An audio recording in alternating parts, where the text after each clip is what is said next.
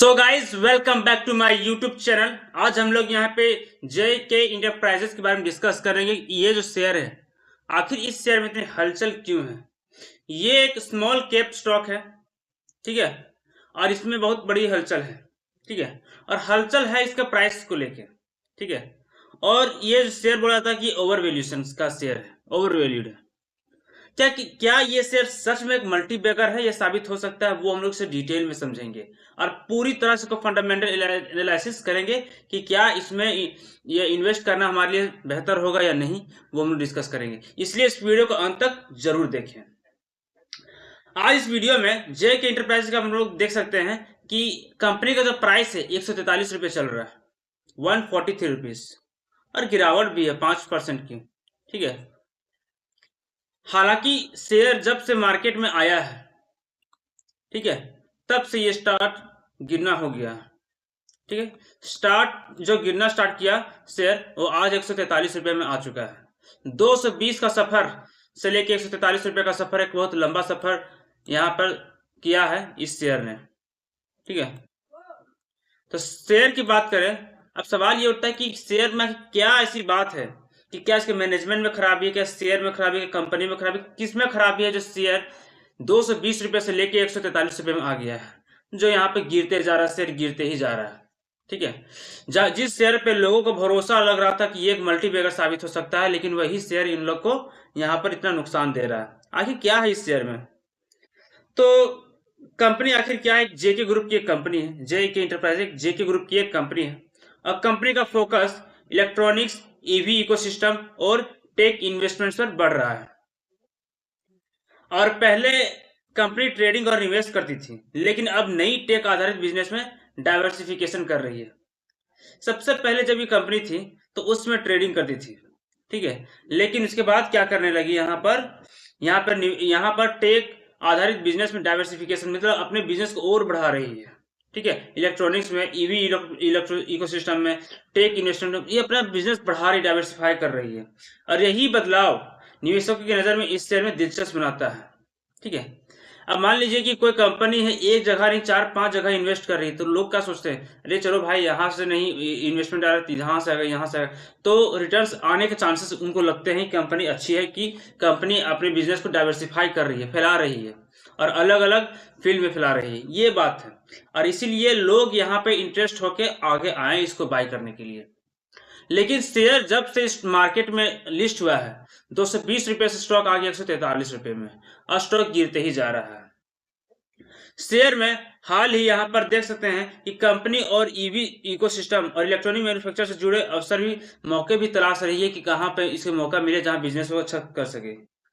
EV theme जो है, EV business जो है, मतलब इलेक्ट्रिक व्हीकल जो बिजनेस है, वो एक सेंटीमेंट, ये पॉजिटिव सेंटीमेंट रहता है, क्योंकि अभी जो आने वाले समय में इंडिया में, ठीक है, EV गाड़ी ही चलने वाली है। इसीलिए जितने भी मोटर्स गाड़ी, इलेक्ट्रॉनिक्स सब है, जितने कंपनी, सबका सोच है EV व्हीकल का। और यहाँ भी ये कंपनी भी यही सोच लेके आई, ठीक है, इसीलिए यहाँ पे दिलचस्प बनाती है। लो मार्केट कैप होने के कारण शेयर में मूवमेंट देखने को अच्छा खासा मिलता है, लेकिन मूवमेंट यहाँ उल्टा ही हो गया, नीचे की तरफ। थोड़ी बाइंग से बड़ा प्रभावित मूव दिखता है। मान लीजिए कि थोड़ा सा बाय कर लिए, ठीक है, तो देखते हैं मूवमेंट कहाँ से चला गया, ऊपर, फिर बाय हुआ, फिर ऊपर चला गया, फिर बाय किए, ऊपर चला गया।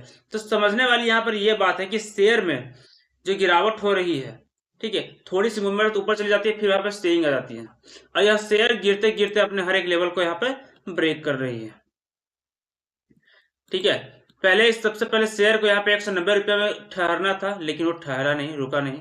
फिर क्या किया, वो अपने इस लेवल को भी ब्रेक कर दिया जो रुकना था इस शेयर को, 186 रुपये का।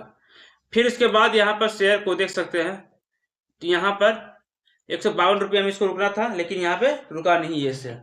अब ये बात उठता है इस शेयर को लेकर कि इतना जो गिरने का कारण क्या है, ठीक है। ये तो बात हुआ टेक्निकली जो यहाँ पे बार बार गिर रहा है, और ये कंपनी का जो क्या सोच लेके आ रही, बिजनेस कर रही, ये है, ठीक है। सबसे पहले कंपनी का फंडामेंटल्स के बाद ध्यान से देखा जाए, आखिर फंडामेंटल्स कैसे है।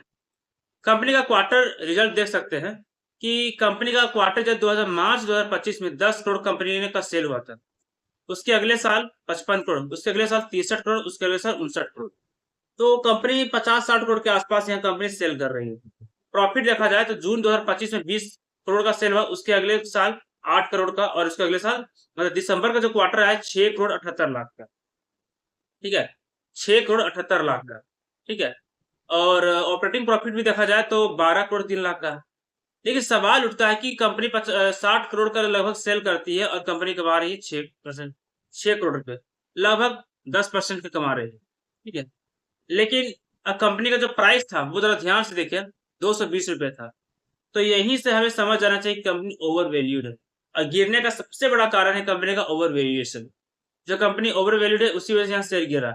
जून के बाद जिस क्वार्टर आया, सितंबर क्वार्टर, वहां पे कंपनी का जो मुनाफा है वो आधे से भी कम हो गया, जिसकी वजह से शेयर में यहाँ पर प्रेशर देखने को मिला और शेयर वहां से धड़ाम से नीचे गिर गया। और फिर उसके अगले क्वार्टर जो दिसंबर का क्वार्टर रहा, ठीक है, उस और भी यहाँ पर प्रॉफिट कम हो गया, ठीक है, इसी वजह से शेयर में गिरावट देखने को मिला। और ये शेयर थोड़ा सा ओवर वैल्यूड लग रहा है इसके कमाई की वजह से। कमाई कर रही 6 करोड़ और प्राइस जो है 220 रुपए का, ये सोचने वाली बात है, ठीक है। और कंपनी का हालांकि कंपनी का जो कर्ज है वो ज्यादा है नहीं, मात्र 73 करोड़ है। रिजर्व्स हैं 464 करोड़ का रिजर्व्स है, लेकिन कर्ज कम है। लेकिन कंपनी का जो कमाई है वो शेयर प्राइस से मैच नहीं खा रहा है, ये बहुत बड़ी बात है, ठीक है। और जब कोई भी कंपनी का शेयर प्रॉफिट इनकंसिस्टेंट हो, मतलब मान लीजिए कि 20 करोड़ कमा रही है, 25 करोड़ कमा रही है, 30 करोड़ कमा रही है, अगर लगातार अच्छा से नहीं बढ़ता है, कभी 10 करोड़, कभी 2 करोड़, कभी 5 करोड़, कभी 1 करोड़, इस तरह कमाती है, तो यहाँ पे चिंता बढ़ जाता है। और इस शेयर को लेके यहाँ पर वही हुआ, अचानक माइनस में होती है, फिर 20 करोड़, फिर 8 करोड़, फिर 6 करोड़। तो यहाँ प्रॉफिट इनकंसिस्टेंट से कंसिस्टेंट नहीं है, रेगुलर नहीं उस तरह कमा पा रही है, ठीक है। और बिजनेस क्लैरिटी में अभी क्लियर नहीं कर क्या रही कंपनी। हालांकि ये बोलिए कि बहुत ये डाइवर्सिफाई है, मतलब एक से ज्यादा यहाँ बिजनेस कर रही कंपनी, लेकिन ये क्लियर नहीं बता पा रही कंपनी, ठीक है। हालांकि एक चीज अच्छी मानी जाती है कंपनी को लेकर, ईवी सेक्टर में रियल बिजनेस प्रोग्रेस कर रही है ईवी सेक्टर में। इलेक्ट्रॉनिक मैन्युफैक्चरिंग में भी अनाउंसमेंट अच्छी खासी किया कि हम लोग ये सब बिजनेस करने वाले हैं, ठीक है। और प्रॉफिट तो कमा रही, लेकिन प्रॉफिट इसके शेयर प्राइस के हिसाब से वो नहीं कमा पा रही, ये एक चिंता का विषय रहा है। तो लास्ट में एक बात समझ लीजिए कि JK इंटरप्राइज एक high risk high reward small cap stock है, ठीक है। और कंपनी अभी ओवर वैल्यूड है, ठीक है, कंपनी अभी ओवर वैल्यूड है, इसलिए थोड़ा सा सोच समझ के इन्वेस्ट करना जरूरी है। लॉन्ग टर्म में स्टोरी सफल हुई तो मल्टी बैगर पोटेंशियल, ठीक है। कहने का मतलब ये है कि लॉन्ग टर्म में अगर ये शेयर अच्छा खासा बिजनेस किया तो ये मल्टीपैकर साबित हो सकता है। लेकिन अभी और तत्काल जो है कंपनी का क्वार्टर रिजल्ट अच्छा है नहीं, ठीक है, अभी से पोटेंशियल से कुछ दिख रहा है नहीं। जब तक कंपनी का सेल अच्छा नहीं बढ़ेगा, अब प्रॉफिट नहीं कमा दिखाएगी, तब तक अभी कहना मुश्किल है इस शेयर को लेकर, ठीक है। लेकिन क्लैरिटी आने तक यहाँ वोलेटिलिटी रह सकता है, मतलब कंपनी कोई चीज अनाउंस करती है तो क्लैरिटी क्लियर नहीं बताती कि ये करने वाले वो करने वाले, ठीक है। इसीलिए आप नीचे कमेंट करके जरूर बताएं, क्या ये मल्टी बैगर बनेगा या फिर यहाँ पर निवेशक ट्रैप होंगे, ठीक है। और वीडियो अच्छी लगी हो तो मेरे चैनल को लाइक और सब्सक्राइब जरूर करें, और आपके पास कितने शेयर है नीचे कमेंट में जरूर बताएं।